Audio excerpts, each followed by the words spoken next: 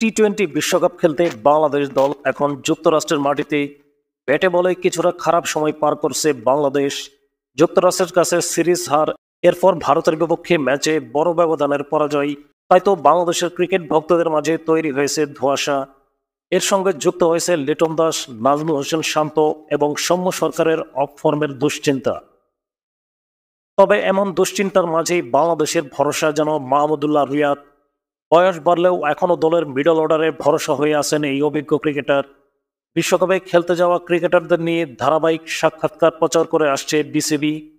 আজ বুধবারের পর্বে ছিলেন মাহমুদুল্লাহ রিয়াদ।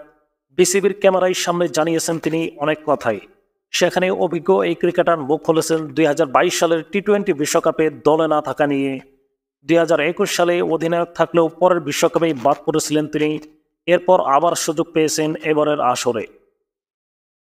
বিশ্বকাপে বাদ পড়া নিয়ে মাহমুদুল্লাহ রিয়াদ বলেন, 2022 টি-20 বিশ্বকাপে যখন আমি ছিলাম না, খারাপ লেগেছিল।